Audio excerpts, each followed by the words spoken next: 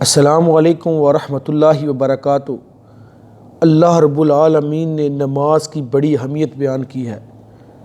سعودی عرب کا ایک شہر ابہا، اس کے اندر میرج ہال کے اندر سینکڑوں کی تعداد میں لوگ موجود ہیں۔ دلہن سونے سے لدی ہوئی ہے، بالکل رخصتی کا عین وقت ہے۔ دلہن کیا کہتی ہے میں نے پہلے نماز پڑھنی ہے، اور وہ اصرار کرتی ہے۔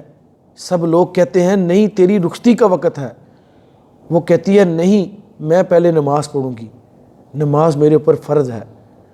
تو وہ سب کے اصرار کے باوجود وہ اٹھتی ہے، اپنا سارا سونا اتارتی ہے، اپنا میک اپ اتارتی ہے، وضو کرتی ہے، اللہ کی بارگاہ میں سجدہ ریز ہو جاتی ہے۔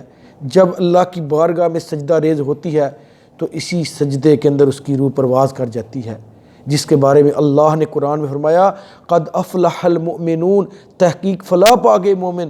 کون سے مومن لوگ؟ الذین هم فی صلاتہم خاشعون، جو اپنی نمازوں کے اندر خشیت پیدا کرتے ہیں۔ تو یہ خشیت اس نے ایسی پیدا کی کہ اسی خشیت میں وہ اللہ کے ساتھ جا کے ملاقات کرتی ہے۔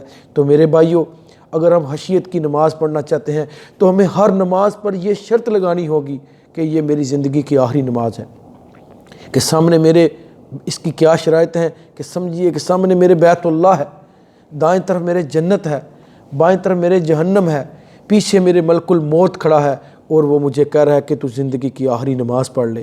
میرے بھائیوں، آج ہم نماز کے لیے وقت نہیں نکالتے، خشیت نہیں پیدا کرتے۔ میرے بھائیوں، کیا اس لڑکی سے زیادہ ہم مصروف ہیں کہ جس کی شادی ہو رہی ہے اور جو عین رخصتی کے وقت میں نماز پڑھتی ہے، اور وہ اسی کی نماز اس کی آخری نماز بن جاتی ہے۔ تو جب بھی نماز پڑھیں زندگی کی آخری نماز سمجھ کر پڑھیں۔ میرے بھائیوں، اسی میں ہماری کامیابی ہے۔ نماز کا ترجمہ خشوع خضوع کے ساتھ پڑھیں۔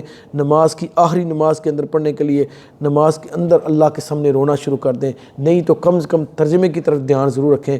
اسی میں ہماری دنیا اور آخرت کی کامیابی ہے۔ تو میرے بھائیوں، میرے چینل کو سبسکرائب کر لیں اور گھنٹی کا بٹن دبا دیں تاکہ میری ہر آنے والی ویڈیو آپ تک پہنچتی رہے۔ السلام علیکم ورحمۃ اللہ وبرکاتہ۔